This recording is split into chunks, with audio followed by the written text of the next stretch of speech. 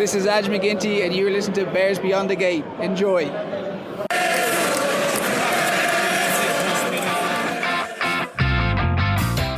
Right, you're listening to Bears Beyond the Gate, a Bristol Bears podcast made by fans for fans. We're 3 season card holders at Ashton Gate. We love the club, the game, and all things Bears. Well, it's Sunday night, boys, and we have come straight from Ashton Gate to record the pod at the Bristol Beer Factory tap room, our normal place of work. But the reason I said we're 3 season card holders is because we have a substitute pundit tonight, a very good friend of the pod and friend of ours, Mr. Simon Stone. So Simon, welcome. Good evening. I'm here representing South of Bristol. I know I'm going to stand in for Lee. Absolutely. So Lee's gone away for the weekend, as a lot of people have. So we've realised that we needed to get a bit of authenticity from an accent and sort of childhood and also personality point of view. Exactly. So Simon is very kind to stand in, and Simon has been on the pod. Those of you who might have listened to the post Benetton game, sometimes known as the Shambles episode, you may remember Simon getting involved halfway through that one, and has also sent us some away game voice notes over the times as well. But Simon, you've stepped up straight away today because you managed to do a bit of roving reporting after the game for us. Yeah, I was lucky enough to get out of the gate, and I walked up to AJ, and what you'll hear now is a little soundbite from AJ McGinty post the game. Well, let's listen. Hello AJ, thanks for tonight. How do you feel it went? Listen, we're all very disappointed to come away obviously without a win, but then not taking anything from the game. Just probably played into their hands the first 20 minutes, soft scores their way, and with all that being said, like we obviously had errors and stuff, but I really felt like last 15 minutes we were coming back, we were gonna win it. The crowd was on our back too, so disappointing how it finished. Yeah, thanks for the efforts today though. I enjoyed the game. Thanks appreciate very much. your support. Cheers. Thank you. So there you go. There's also a good friend of the pod, Aj. We've spoken to him before, but well done, Si, for getting him. We didn't get anybody, so you're already doing better. Effortless. So what are your thoughts? I mean, he summarised that pretty well, but what are your thoughts on what we saw today? Yeah, I think what AJ said is exactly as we saw it. Really, I think we're looking for miracles. Really, sometimes in the middle. If you look at Gabriel's passes, looking for like Harlem Globetrotter type plays which aren't on. I think we're suffering with a little bit of confidence, and I also think we're found out in if the team's good that we're playing against, we're found out, and that's what I worry about. I mean, were you confident before the game? I mean, I personally went to the game today. I was looking forward to it, because we've not had one for 2 weeks. I genuinely went into today thinking we were going to win. I genuinely thought that, and I actually feel pretty deflated tonight. I just felt everything was there. There's no excuses on the weather. It was a lovely sunny afternoon. We had, albeit a few people pulled out, unfortunately, which we may talk about later before the game, but we had a good. We had a pretty strong side out. There'd been a lot of talk about learning, funnily enough, from the last 2 games in terms of defence, and even some discussion that those sort of they knew that it was unacceptable. And I don't know. I just felt the players we just weren't quite at the races. It just felt Leicester came with a little bit more intensity. I don't know what you think. I think we shouldn't be scrapping to try and get it back in the last 20. That's my overall viewpoint on it. The game needs to be well managed, and it just is not well managed.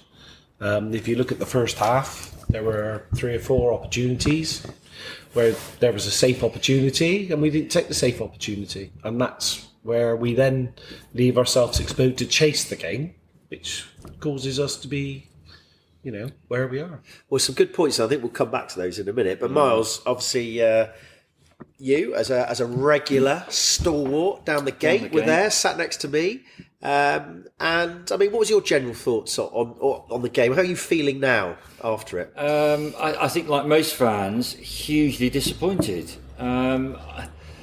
I think once I saw those key players of Batley, Williams, and Jack Bates pulled out within an hour of the game to play, I was a little bit deflated and a little bit worried, and I think most fans were. That basically had our cover of pretty much 10-12, all the back line covered with Williams and some great players, and the substitutes.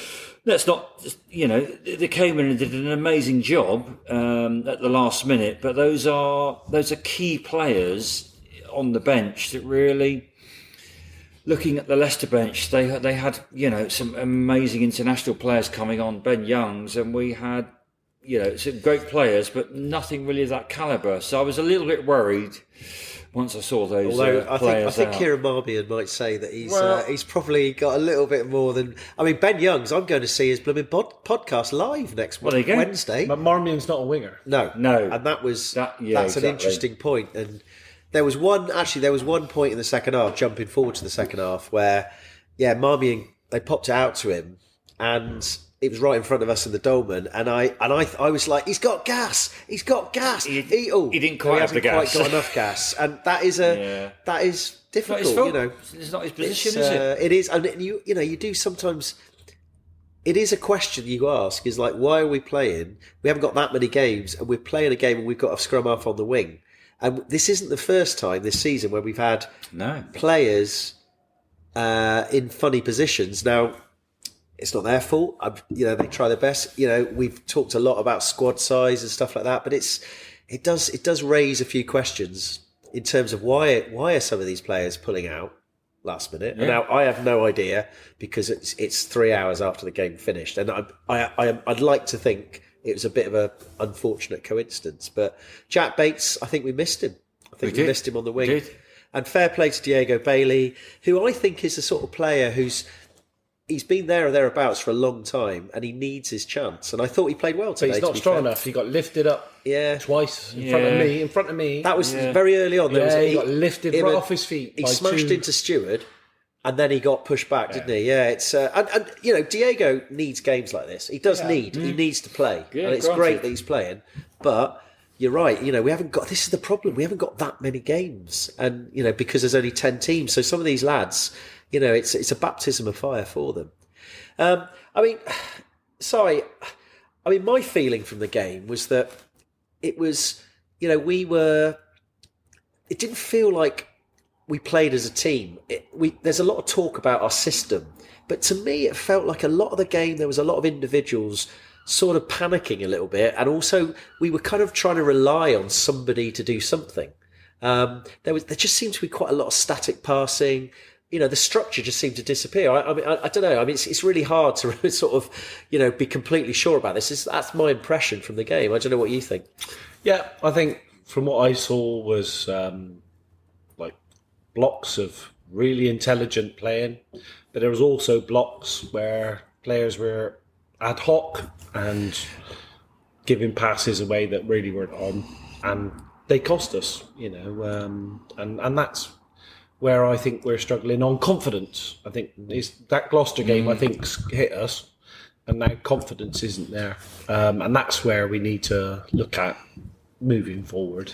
Early doors, Miles, they scored quite quickly. I think they scored again, and it was a disappointing try. it was the other far side from where we were sat, from the dolman, but it looked like Jack Van Portfleet didn't have to do much to run. He just went round the back of a ruck, and I don't know, I can't see what, but it seems to me that shouldn't happen at this level. That somebody was missing. There was no guard in place, and I think, to be fair, their first 3 tries were all like that. It was a bit like we'd been told that defence, was a problem, but we're going to sort it out. And I'm not sure really. It wasn't really sorted out. No. We didn't know. I think, we were down with Tony today, and we noticed that Harry Randall was standing at the back of the ruck, wasn't he? Instead of really guarding the number 9 or trying to jackal Van Portfleet. And maybe that was it. Maybe the problem, he was trying to add an extra defensive position to it, but it didn't work, did it? Well, not just on Harry Randall, but something didn't work. And it was a worryingly ease of which those 2 tries were scored.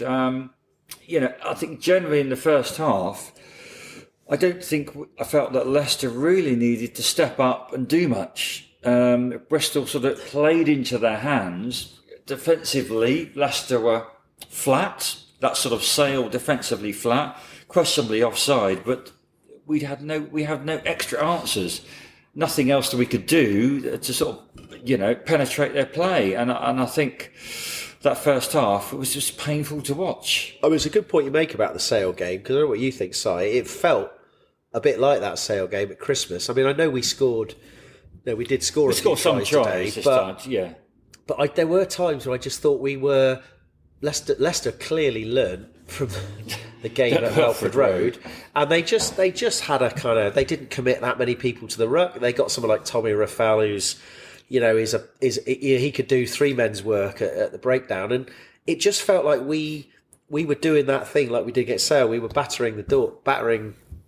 banging on the door or trying to batter the wall, and it just wasn't going anywhere. And I don't know whether we could have done anything different. I don't know. I think having had the better of Leicester a few times in the last 2 years, and I went there when we did them when we were already behind with 70 to go and still saw trumps. You're right. I think they've worked us out. I'm going to have a 30-second moan about the ref. Go on. Dicko definitely didn't allow a metre between the two opposing teams at the line out, and I would ask about the first yellow and directional of play to be an excuse for a hit-up tackle head-on-head, both of which are questionable in my view. But you can't send the game around the referee. You've got to play the ref, and I don't think we did particularly well with that. But there's two or three bits there that you've watched during the game that needs a little bit of scrutiny, or we didn't get the rub of the green, I suppose, in those areas. It's funny. I mean, it's very, very fine margins. I mean, Santi Grondona against I can't remember who it was now.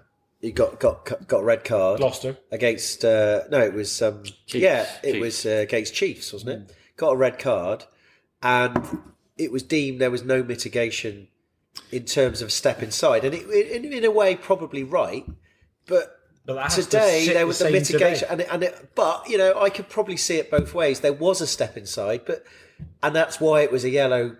But that fine line of mitigation. End of the day, the guy's still high. And and I suppose that was he legal? Was he legal? I don't know. That's the challenge, isn't it? It was a big step inside, but it's ironic, really, that that probably just the space of a millisecond has cost us, or it cost us against. We need it. I mean, it cost us in the sense that we could have done with Grondona playing a game like today. We needed some serious back row operators, or power. That's my other problem about today. I mean, and this is no disrespect to like Mata and Luatua and Fitzharding. I mean, they go, they are relentless, but it just felt, we just didn't quite have that go forward. And then when we did have the go forward, and then I felt this at Gloucester, and you were at Gloucester, Si, I don't know, they were quite clever. They slowed the ball down. It seemed to me that, our ruck speed, Harry's always, when you see Harry slapping his hands like that, you know something's wrong. And it wasn't, and I don't know. He's playing the ref, though. He's playing the ref. Yeah. I think that's obvious. So, I mean, having said that, Miles, we did make, we did play the Bears' way, as we know. We were probably a little bit more pragmatic than we were against Gloucester, which at times seemed a bit suicidal. And, we made quite a few line breaks. And I think you're the stats man. I mean, run us through the stats, Miles, and tell us what you think about it. Well, that is the issue. 55% possession, 53% territory, 816 metres gained versus 255, 77 carries versus 33. But did the throws, did the passes, did the kicks go to hand? And that is the problem, isn't it? There were just too many errors on the day, and Leicester capitalised on every error we made. I mean, we were our own worst enemies. We kicked it to the 22. I mean, did you see many lineouts actually succeed today? One or two? Lineouts were a problem. They were a today. problem. So our set-piece lineouts... But that metre gap just wasn't there. Yeah. Yeah, I mean, our set-piece lineout was just not working today, whether it be Gabriel O'Gray or Harry Thacker. Or Carl Dixon. Or Carl Dixon offering, exactly. Nothing worked. Mind you, there were a few overthrows as well. Yeah, to be exactly. Fair, but, yeah. Overthrows. It's difficult to work out whether they are genuine overthrows or a mistake. Exactly. It is hard. But from just in the fan in the stand, to us, it looked like mistakes, didn't it, in the line-outs? That they weren't hitting the man. We'd get down and then we'd find ourselves 50 metres back down the line through what, was a fairly decent 50-22.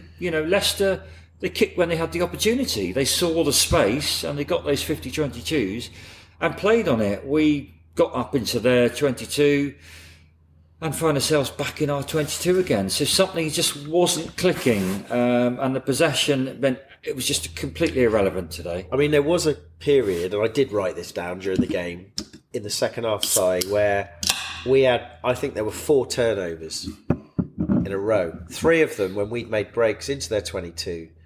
One of them, I distinctly remember one where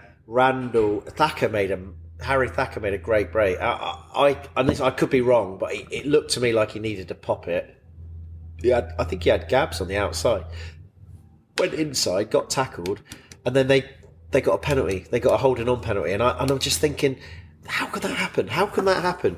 Then there was another turnover, and then there was another turnover in the 22, and then I think we then gave away a penalty in our 22, and they go and score, and you think.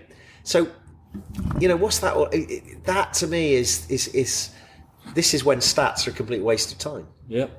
Like, is it just these little key moments? Yeah, I think it is the key moments, and each player needs to step up for each individual moment. But as a team, we just lack confidence now, I think. Yeah. Having been done... You're right, yeah. Been done so convincingly by Gloucester. Are we talking 20 tries we've conceded in 3 games now? I mean, you could count the 15 and then the 5 and then however many today. But, the team defensively isn't good enough. And we're gonna drop. We're now in the egg basket for everybody else. We've gone 3rd after holding 2nd. Bath are clearly there. And now we're in the egg basket for everybody else now. Then we've got to look at Saracens, you've got to look at Gloucester, you've got to look at Leicester. And these teams are all coming, and they all seem to have a bit more form and a little bit more confidence than we do at the moment. Yeah, I mean, that is a bit of a worry, to be honest. And particularly when you think our run in, we've got Saints away, we've got Bath in Cardiff. At home. Some people will say that's an away game as well. Away game. At home. Neutral ground. And we've got then Sale away. And finally, and then we've got Quins. The multi Quins. And who knows? I mean, anyway, we'll come on to that. I mean, I don't know. It's tricky. It's difficult because, it's hard to criticise players and that they go to the end. Like Steve Luatua today. Oh. I thought, what a great servant he is to the club, and he did. It's hard to fault him today, really. I think, yeah, it is. And I think sometimes it's worth focusing on a couple of positives from the game. And Steve went the full whack, didn't he? Yeah, did he go 80? I think so. He played a few phases in front of us where he was bossing it. Yeah. The wings covered, get inside. He understands the game. Yeah. But it's when it's loose running, it's not happening. And this reminds me, with the years coming back out of the Championship into the Prem, where we're playing that way, the pack way, if you so wish, but the confidence isn't there. And the execution's not there. And that's where I think we are. And I think, I'll come to you, Miles, because I was going to ask you this, because I thought that, they got a card right at the end of the first half. Joe Hayes was carded. Yeah. They go in at half time. It was not being a good first half. Let's be honest. I don't think we're saying anything that wasn't being said in the changing room or anywhere else. It wasn't a great first half, but there's always a chance to rectify it. And I thought we came out pretty positive in the second half. We've got that one-man advantage. We definitely scored, don't we? I can't remember who it was, but we definitely scored.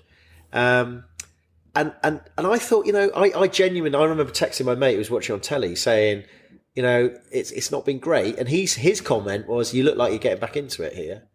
But for some reason we didn't. And I don't quite know why that is, Miles. Why we had a chance, I thought, in the first 10 minutes, the second half, where I thought we got back in it. To me, I was thinking, Leicester aren't necessarily offering that much here. If we can dominate. Now, what is that? What happened? I mean, what's your general feeling for why we didn't? Because none of us can quite remember exactly what happened. No, I can't. You're right. And, for 20 minutes of the game, we had a man advantage, didn't we? We had the last 10. Yeah, the last 10. Yeah, where we didn't score any and they scored 7 points. And Joe Hayes off for 10 minutes. And did we capitalise on that? No. And I just don't I don't see what's going on with the one man advantage. Okay, they're a seasoned squad, and they move men into the right position defensively where they need to. But we needed to score. That was our problem. We did, but we just couldn't. We didn't capitalise. No, we did not capitalise on either of those 2 periods. No, on their one man advantage on either period. And most teams who are challenging for the Prem, the top 4, always should, without fail, capitalise and get one score. And I feel like, because I take the game, and I feel like if I can bear to watch it, which I probably will, to be fair, because I have this sense, I feel like what I want to know is what happened in that first, what I would call, Miles, the third quarter of the game. And they do call about it. I'm absolutely clear that they talk about quarters in rugby. They do. And I think that's where the game was lost. I just don't think we needed momentum. My take on that whole game is that not any time did we really get momentum in the game. We just couldn't get that. And I don't know, it was frustrating. It was frustrating to watch. But we had a lot of, there were some great little moves that we did line break. We did get a try from Calavetti, didn't we? Yeah, that one. That one. Calavetti down the wing. Calavetti down the wing. Dolman. 45 minutes, and AJ converted. You could argue. So in the first 10, so we have to backtrack. In the first sort of 10 minutes, sin bin, we did score, but in the last 10 minutes, they scored. Yeah. But I think in that first 10 minutes in the second half, because essentially we had 10 minutes. Yeah, we did. We needed to score 2. I just thought, and then that last 10 was just, that was just a shame. Well, it looked like we nearly were there, weren't we? We just needed one try to get 1 point out of the game. And you're right. When they scored on 79 minutes, it just looked even more depressing, really, didn't it? That they were sort of playing the advantage, James Shilcock on, and things weren't great. I think they know we're not going to kick it away. Yeah, I think they do. And I think at times today we definitely needed to kick it away.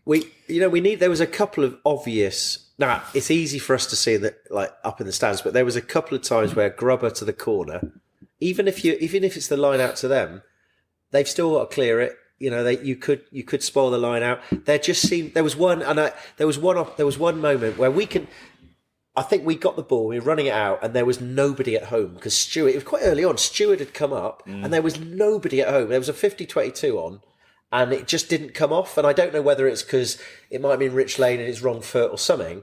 And I just wonder whether that whole 50-22 thing is actually quite important. It's a big part of strategy, and I kind of wonder whether when Harry Byrne was playing 10, when his massive boot, we have tried it a few times, and maybe AJ, I don't know, I just think, or maybe it's just those moments where if you see it, you see it. If you don't, you don't. But I think there was a couple of times where we were shouting in the Dolman. It's like just a little grubber through, and we could talk about the Gabs interception when he tried to go over the top. That happens. I mean, that's risk and reward. That's what we have with him. But you could have argued he should have kicked it through because there was nobody there, or he could have passed. But it happened, and then he does other things. So I don't know. It just worries me that it's hard for us to sit here as people who are just fans thinking we can't really.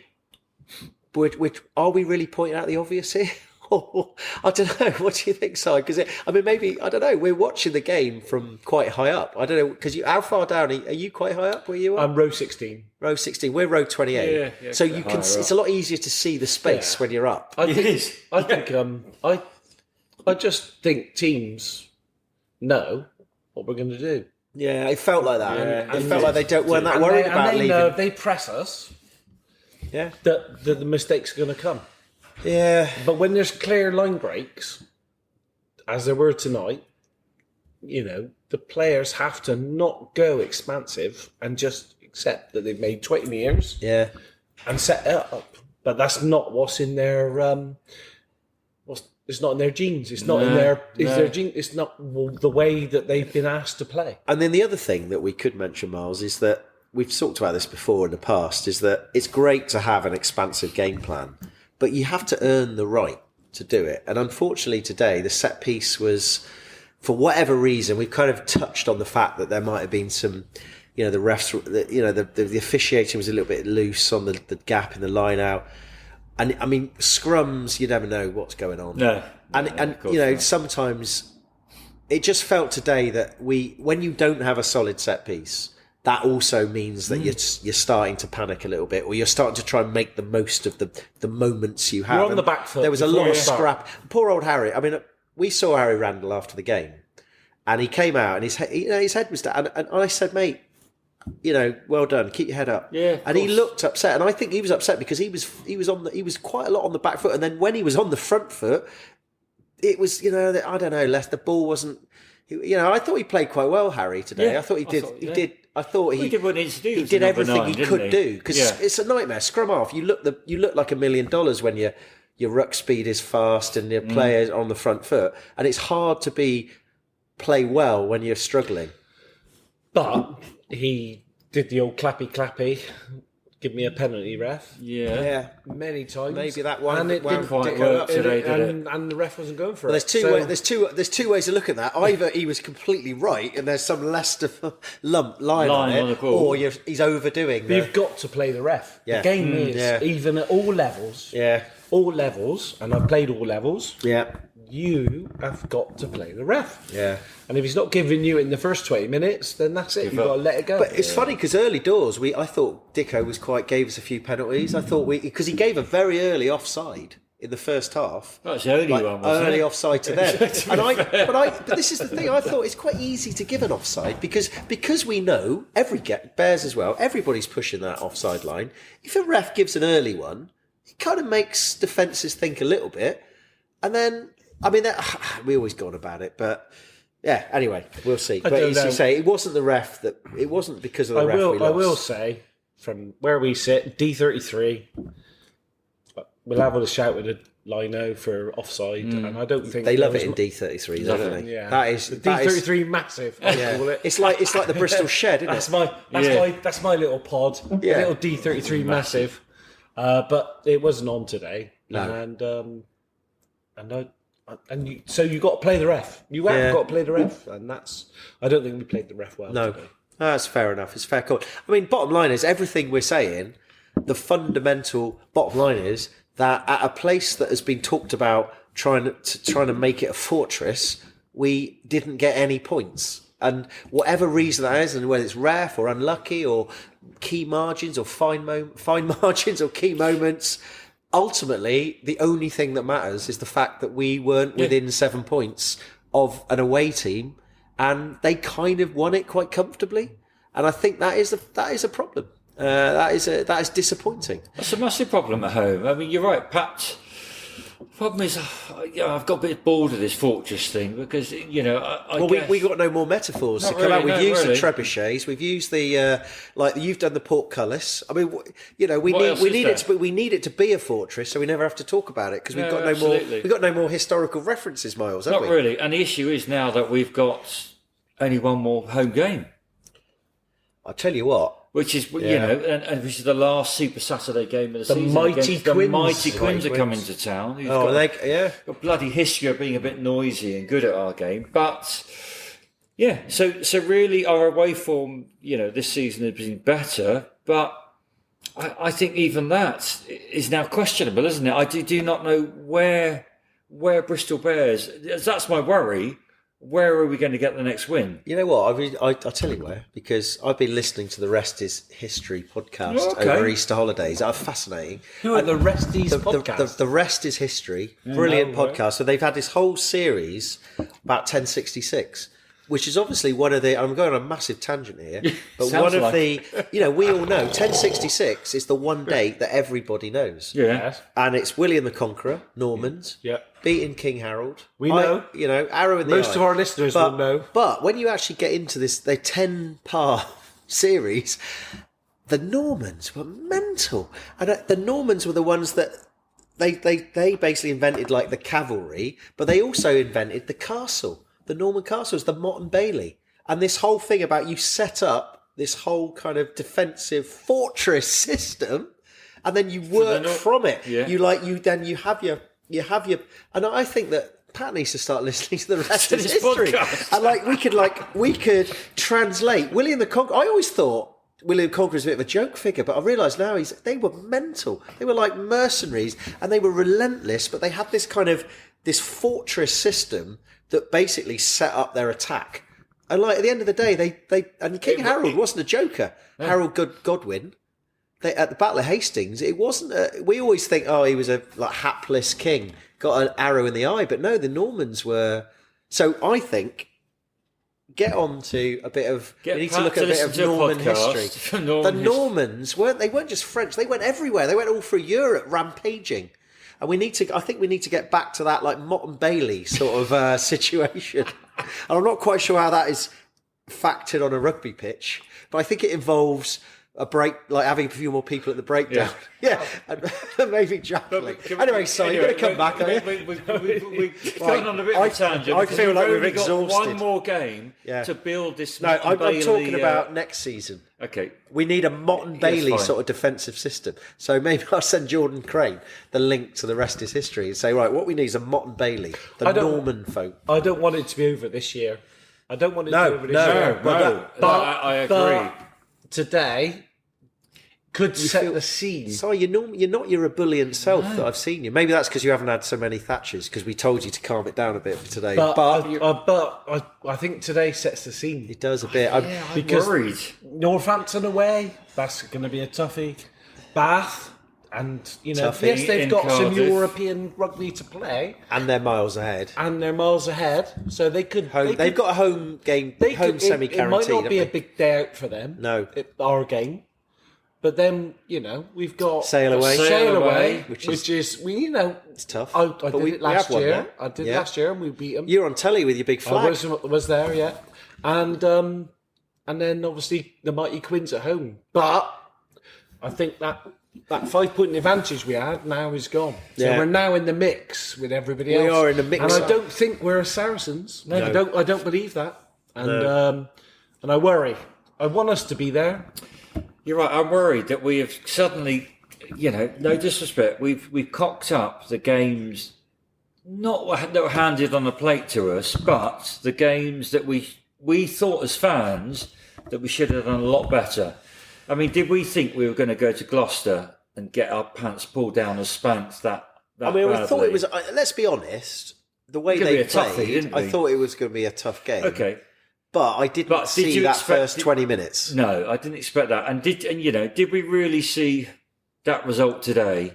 I know we've had some, and is it really the fact that we were booted out of Europe? We've had no real game time, have we? It's all well and good having 1,000 passes in a weekend or in a week on a pitch. I think, is it 10,000 a week or 1,000 in a weekend, Miles? I think it's 1,000 a day. The players come in at the weekend to do extra passes.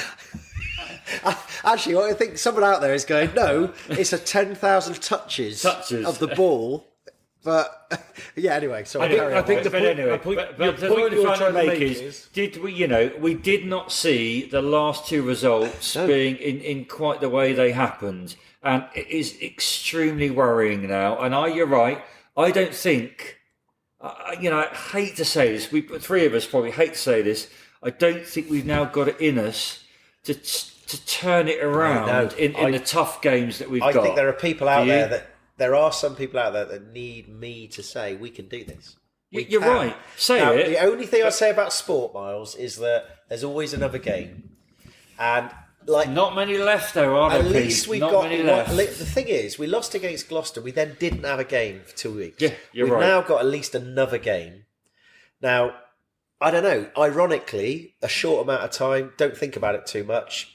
Rectify it. Get out on the pitch again. All right, because we're now going to talk about the games to come.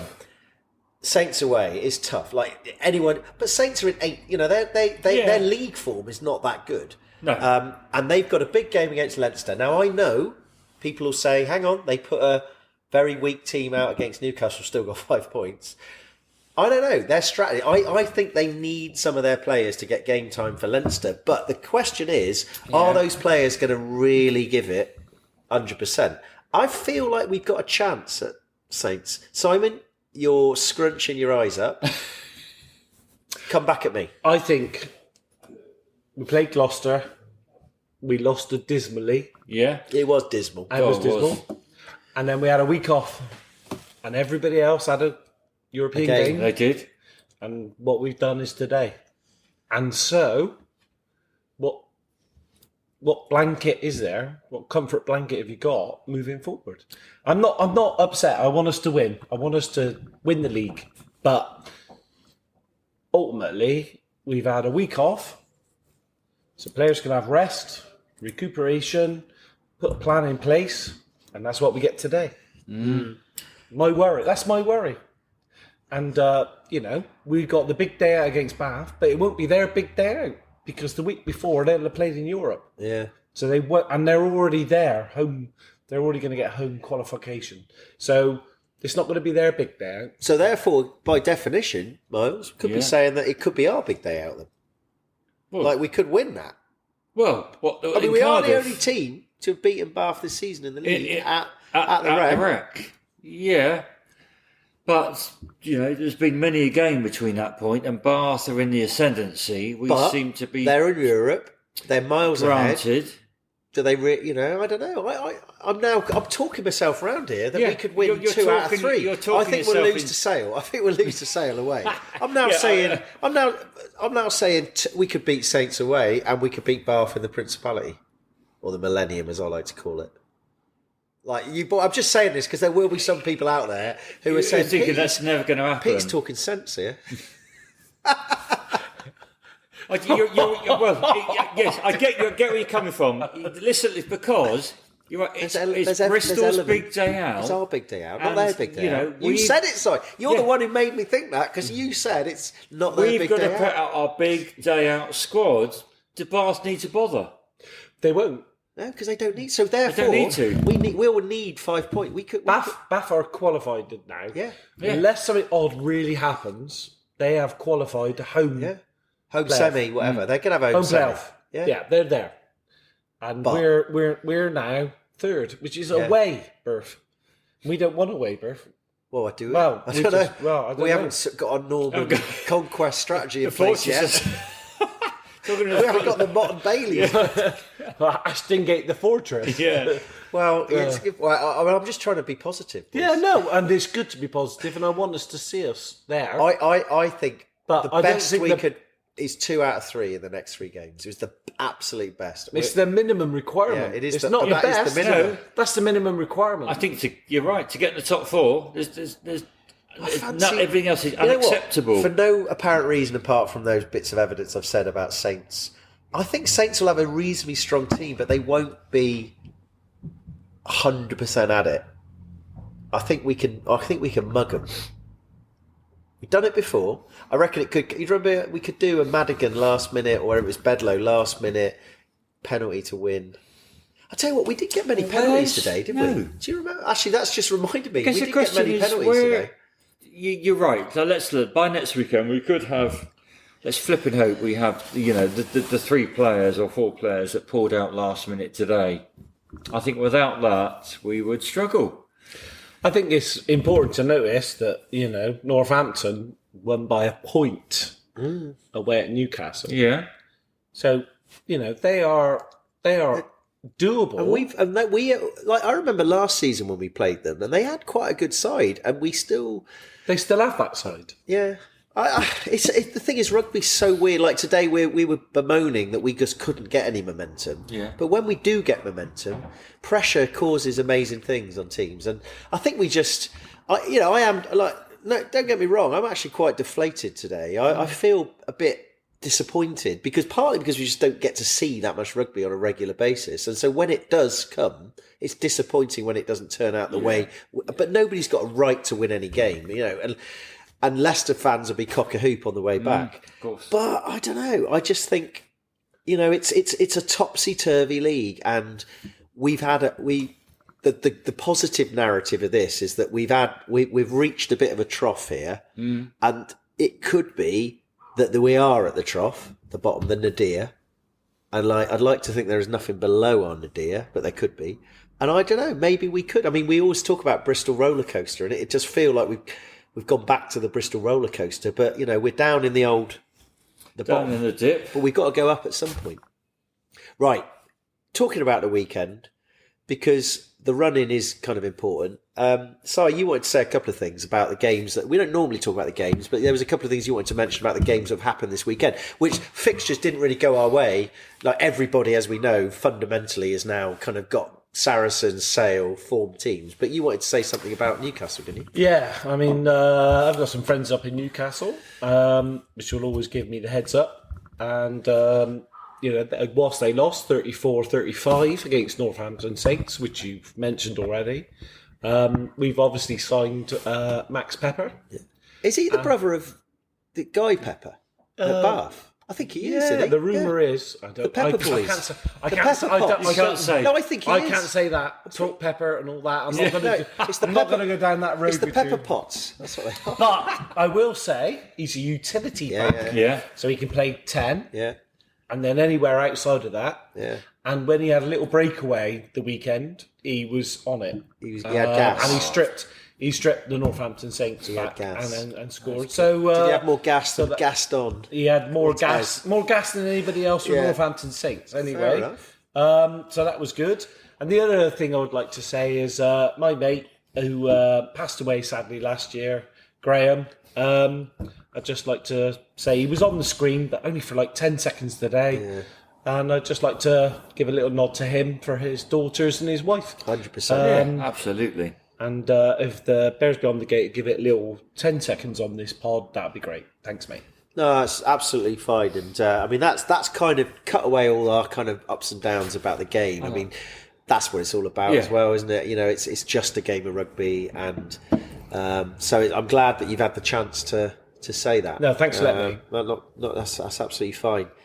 Well, boys, I mean, I don't think this pod is very much.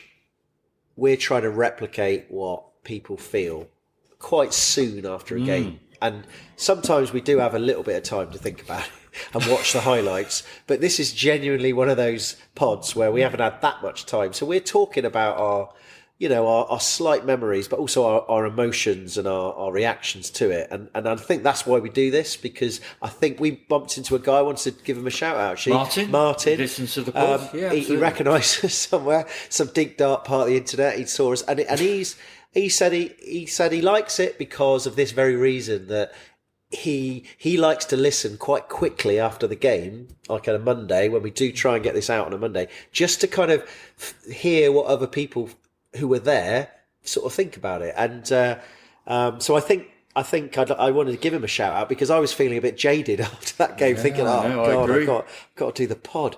And it was talking to Martin really got me going again, actually, and I really appreciate his input. And then I bumped into another guy, Mark, outside the sports bar, who I'd spoken to before. He was a very similar sort of guy. We'd met him before Christmas, and had said similar thing. It's like, we just like it because you boys kind of talk about it like we do after the game. And that's kind of, we've always tried to keep it like that without too much, as people will know, not too much in-depth analysis. So massive shout out to those two for getting us going. I think, boys, we don't want to go on and on about this, but there are a couple of other things. So Si, you've mentioned your mate Graham, and it's really good to do that. I've got a couple of other mentions. Kind of the other side of the sort of the life coin is that I also got a message from a good friend of ours, who I'd say he's a friend because we see him down the pub. He's almost as good a friend as you are, Simon, to be fair. John Wood. We see him down the Bristol Beer Factory. We should have mentioned, actually, right at the beginning. Did we mention the fact we were down the Bristol Beer Factory? Did. No, Yeah, we did. Well, we did. Well, we are here. And John, Enjoying their fine beer, as ever. John and his son, and regular listeners will know that I'd forgotten what his son was called. Liam. And I felt ashamed. So Liam, well done, Miles. So John said, "Hi, fellas. Hope to bump into you at the gate today." We didn't, but it's always... If I don't get any chance, can I make a request for the pod for celebrating our glorious victory? Well, that didn't last long, John, did it? But, at least you had the positive thing. Anyway, Liam, his son, Big Liam, as we call him, won't be there at the match as he and his partner Freya have just had their first baby on Thursday, just gone. Could you give him a quick mention and the arrival of the newest Bristol Bear cub? Well, there you go, John, done. They haven't got a name yet, but it's a big baby boy. If you don't think this is suitable for the pod, then no worries at all. I understand, mate. We're always looking for content. Suitable. And Miles, I mentioned this to you, and you said, "Well, actually, you're a bit disappointed with Liam because he could have come down Why today." were they not there at Simba Cam? Exactly. Simba Cam. It could have been the best ever Simba This could Cam. be the newest born Simba Cam that Ashton gave ever experienced, and and lo and behold. Oh, there's a little photo there as well. I know this is not good for pods, but I'm now showing the boys a picture of John and Liam and a massive unit. And what we're worried now I tell you what, he could have replaced Bats today. Pete and I are worried now. Which one? By the next home game, by the size of that unit, baby, he might be a bit heavy by the Quins game and not be able to be lifted by Simba Cam. But love it. Looking at the photo, it. just the other thing we've not noticed, they've already got him in a Bears baby grow. Nice. Brilliant. Fair play. Brilliant. So anyway, joking aside, fair play, Liam. I don't know what I guess you realise what you let yourself in for. Me and Miles have had two. Miles are now 16. It's 16 years of misery, but don't worry about it. It's fine. You look like you're getting early. I wish I'd had my kids a bit earlier. Right. So that was that.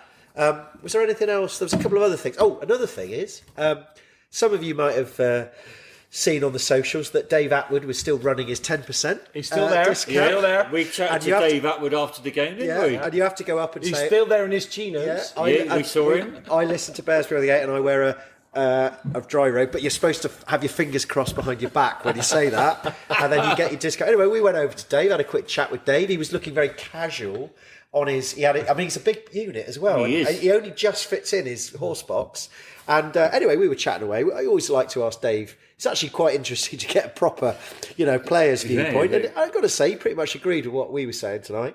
But there was another chap there who was just sort of standing there. Anyway, he came up to me afterwards, and it's Alex, who's from the Bristol Bears Community Foundation, and they run the Bristol Bears Lotto. Now, Si, do you play the Lotto?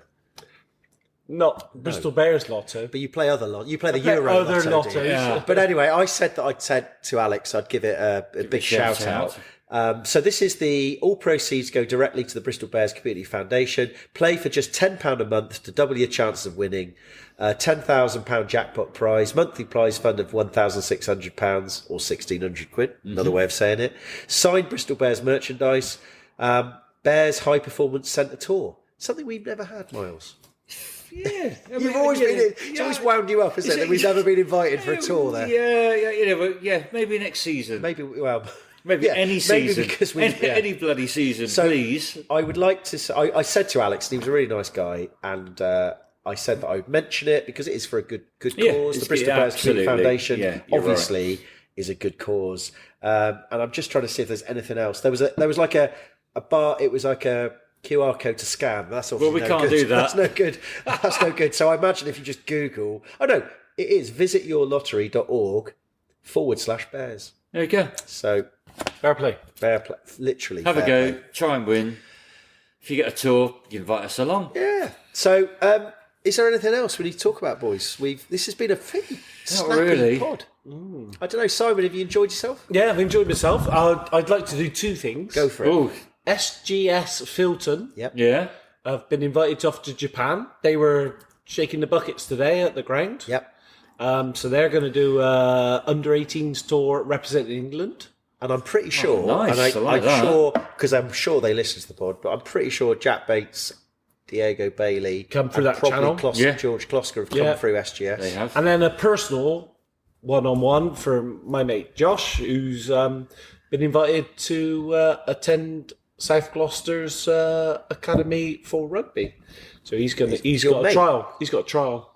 He's your mate. South Gloucester, yeah. Well, how old is he? No, he's only a lad. But he's He's part of the D33 Massive. he's part of the T33 I Massive. was talking to this child. So I'd just like to put that out there that he's been welcome to attend South Gloucester. Brilliant. Well, Now, I'm sure. fair play to during him. our little break, there was a little bit what I would describe as off the wall, sort of like engagement with players. You know, as we well know, Pat bemoans the fact that Bristol Bears have got the tiniest Squad. squad. No, not squad, but Salary. catchment area. Catchment area. Yeah, he did that on the pod this week. He Yeah, did that that's this good, week. actually. They had So- the invitation Yeah, day. that's exactly it. So I'm saying there was an invitation days at HBC. I mean, you and I weren't invited, Pete, but we're over the hill parents, etc. I reckon I could still do a job. But there was quite a lot of media about There it, was. and why Well, not? do you I know thought it was what? a great. I put out. Yeah. Do you know the 2 articles in the Nationals was one in the Times, one in the Telegraph, both and about both this of them. event, weren't But I they? said, apart from the theme of the Telegraph, Yeah. what have those 2 articles got in common? And you know the answer, Miles. You should know this. I know they've both been on the They've pod. both been on the pod. Charlie Morgan from the Telegraph been on the pod. Elgin Alderman, who helped us, he's been on the pod. So we were. So I did, yeah. So I like the little bit of off the wall thinking Yeah. from not the Pat and the Bears recruitment there was some good team. quotes in there. It's like there was like a roofer who is the probably- fastest yeah. over whatever it was, 50 fastest yards. roofer in the southwest. Yeah, but he's faster than anyone in there. And there was some guy. No, but he was over 50 yards as one of the fastest guys they've seen. And there was another guy whose Bronco was better than like virtually most people. So it was I mean, why interesting. not? Why not? It's a little bit off the wall, but It was good. It was good. It's good for the club. Good and it's, PR. good PR, and that's good. Good for And if we youngsters get a to little try and- rough diamond, it's like apparently the famous quote is Genji said, "Oh, there's 5 people faster than our winger in North West," or something like that. Fitzarden got refused several times. Yeah. and He did. came Yeah, out of the last year at college. Yeah. And he played for Durham Fourth famously. yeah, At you're one So point. you can't turn down the first no. No, And I think, no. If you're any good. and I went to the fan forum earlier in the year, and Geffin Watts and John, I forget his name. He's the guy came from Hartpury. He's now the head of academy recruitment, and they were yeah. talking about this whole catchment thing. But he said, "Look, that is what it is. We've got to work with that." And that's part of this whole development. I think, we've realised in the current climate, we've got to build from below. But how can all Reds at Brislington be classified as a South Gloucestershire scene? I know, it's crazy, isn't it? Yeah. I think on that notice, I think there was only one other. I think we've done 50 minutes. We were Still short. Still short short of our hour. What should we talk about? I think there'll be 1 or 2 people quite relieved to see. I could talk about other things, but I probably won't. I think we should knock it on then. I think 50 minutes, having only been at the game 3 hours ago, is not a bad effort. And as we always say, it's by fans for fans. So unless there's anything else desperate, and I'm looking at you shaking my head saying we've really got to knock this on the head, no. I think she should literally knock it on the head. Say a massive thanks to Si. You're welcome. Thank you for so having much me. for coming along. It's great to hear a proper Bristol accent in the background rather than me and Miles. And Miles, well done for you. Came back from your holiday home today to get here back in time. Leaky showers, You leaky came back roofs. from your 3rd or 4th home down in South Devon, and with the Duchess. We haven't really played on that recently, but yeah, Miles came back with his from his holiday home, made it to the gate. We've had a lovely beer. Everybody, let's get our chins up. All right, there's always another Come on, game. Braves. Yeah, and up the Bears. Up the Bears. At the Bears.